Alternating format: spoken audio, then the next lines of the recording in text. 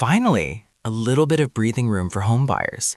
The latest numbers for November are in, and affordability is actually improving. Oh, I love good news. How much are we talking? Are houses suddenly free? I wish. But the national median monthly mortgage payment dropped to $2,034.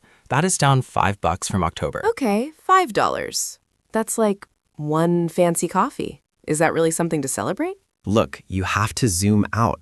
On an annual basis, payments are down by $99. That is nearly a 5% decrease compared to last year. Okay, fair point. Saving $100 a month is definitely more than just coffee money. That adds up fast. Exactly. And this isn't a one-time thing.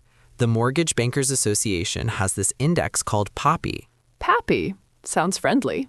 It stands for Purchase Applications Payment Index. Basically, it tracks payments relative to income. And guess what? It's improved for 6 months in a row. 6 months is a solid streak. What is actually driving this, though? Is it just house prices dropping? It's a combo. Edward Seiler from the MBA says it's lower mortgage rates mixed with strong household earnings. So loans are slightly cheaper and people are making a little more money. That is the purchasing power sweet spot. And they think it's going to keep getting better. The forecast for 2026 is looking pretty interesting. Do tell. What are they predicting? They expect house prices to fall nationally by about 0.3%, with mortgage rates hanging out around 6.4% for the year. Stability. I like it. No crazy spikes, just a slow cool down. Now, I do have to be the bearer of bad news for one group.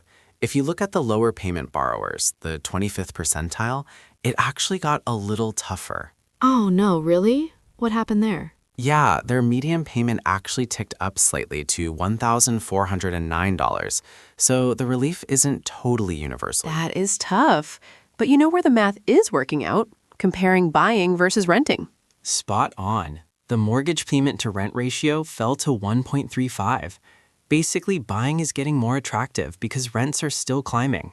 Yeah, the median asking rent had $1,534. If you can scrape together the down payment, that mortgage looks pretty competitive. Also, if you're an FHA borrower, you had a good month. The median payment for FHA applicants dropped to $1,776. Nice.